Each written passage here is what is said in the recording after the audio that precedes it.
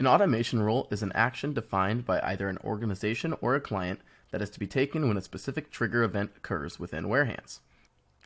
Automation rules can also contain conditions that must be met in order for the action to occur.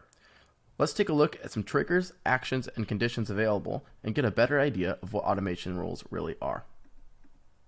Each automation rule must have a single trigger. Each type of trigger has a specific set of actions and conditions available to construct the automation rule.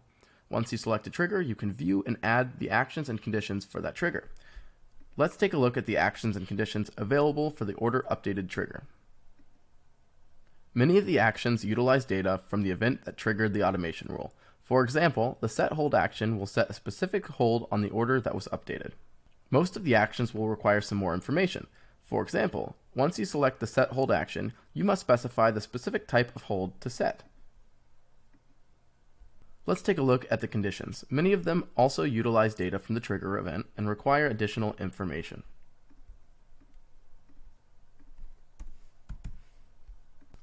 When adding additional conditionals, there are a couple ways to do so.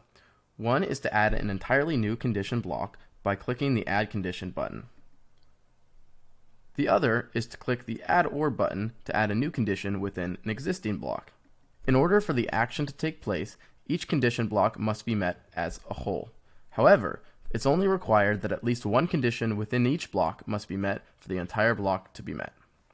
For example, if I have one condition that says order total equals 100 and press Add Or within that condition block and then select order status is equal to awaiting shipment, this condition will be met if either order status equals awaiting shipment or the order total equals 100, in which case the order will be placed on hold.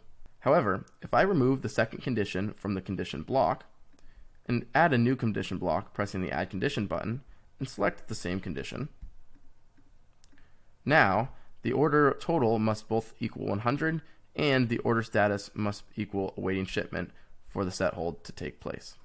This allows you to chain together multiple conditions in an extremely customized way. There are no limit to the number of conditions that may be added to the automation rules. Automation rules have a defined order in which they fire. This can be updated by dragging an automation rule up or down within the table. Automation rules closer to the top of the table have a higher priority and will fire before the rules below it. Note that if you have multiple automation rules set up on a specific trigger, the lower priority rules may end up using information from fields that were updated by higher priority rules. For example, if I have two automation rules on the order created trigger, as I do here, one that sets a warehouse hold on the incoming order, and then one that later has a condition that checks for the warehouse hold, the condition will be met as the hold was set by the first automation rule.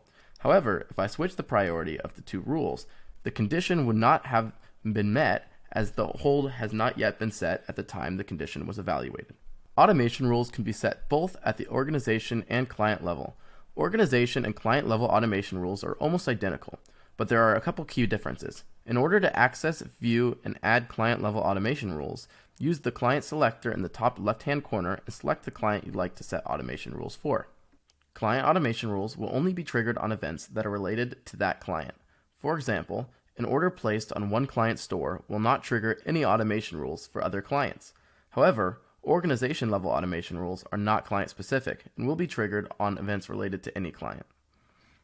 The other key difference is the actions and conditions available.